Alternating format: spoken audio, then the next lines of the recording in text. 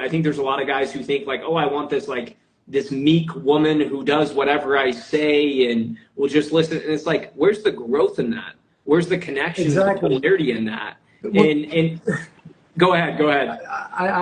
Yeah, I just got to get this out because this is something that I see. Like, that's so true. Like, the reason these men want these kinds of women is because they don't want to be challenged. And the reason they don't want to be challenged is because they don't feel equipped to deal with the challenge. Completely. So they're like, let me find a woman that's not going to challenge me because I don't feel confident in my ability to be able to navigate what she throws at me. Now, I'm not saying that you're going to tolerate disrespect, but if she's holding you to a certain standard that you don't hold to yourself, that's going to feel bad to you. It's going to feel like there's going to be something in you that's not going to feel good about the fact that the person that you're with has a higher standard than you, right? But when your standard is higher than the person that you're with, or you're pushing the boundary or the limits of that standard, whatever they throw at you, you're already in alignment to because you're holding yourself to it, right? For sure. So a lot of men are out there like looking for the woman that's going to be quiet, but really it's exposing that they're intimidated by the challenge of it, right?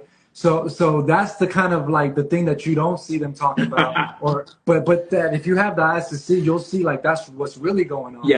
It ain't that you're so solid that you deserve a nice, quiet, meek woman. It's just that you're so weak and that you're so unable to deal with the challenge that you want to be in a relationship that doesn't bring challenge. For sure. You want safety, aka you're not being a courageous man. You're looking for safety in that way. And it's so interesting because the people I know in my life, guys I know that I'm friends with, or people that I start working with that are clients who are in that type of relationship, they're always the guys who are like tempted more than any other guy to cheat because they're bored. They're bored with their partner. It's too easy. And it's the same with women. I was just on a phone call to a woman the other day, and she was like, yeah, I just got bored with my previous marriage. He was just a pushover. He was too nice of a guy. It was like there was no challenge there. There was no pushing of those powers together. And I agree with you completely. The biggest personal and spiritual growth we can go through is being in that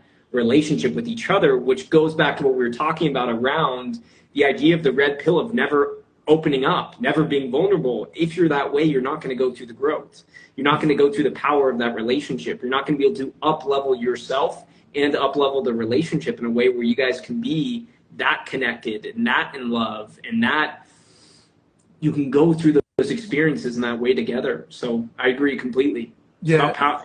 It's about having a powerful partner and being able to ride that lightning, as I like to say. Yeah, because a partner, especially a powerful partner, will bring you accountability that sometimes you're not bringing to yourself, right? So you can either be like, interpret that accountability as, oh, this person is masculine, or they're just, like, I need to give myself somebody who's not as, assertive or whatever. Or you could be like, oh no, this is good. This is good. Like, thank you for pointing that out. Like, I'm going to work on that. I'm going to improve that area of my life, so it just depends like what mindset you're in. So I think that when we're having a conversation, we're talking about conscious relationships, conscious relating, people who are really, doing the work and can leverage a relationship and the turmoil and challenges that come with that to develop themselves. But I understand like out there in the world, they might we're talking about people who aren't operating from that. So it's like they're maybe engaging in relationships to where it's just like toxicity, like what the woman is completely.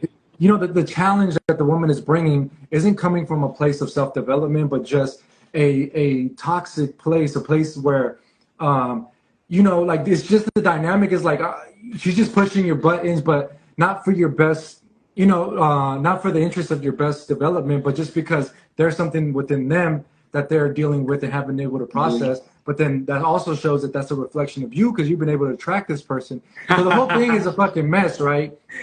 But when we're talking about like, so it all goes back to you, no matter what. Exactly, it all goes back. Yeah, it all goes back to the self. So it's like you can't really point the finger. So in the in the relationship community, it's like the women point the finger at the men. These men ain't shit.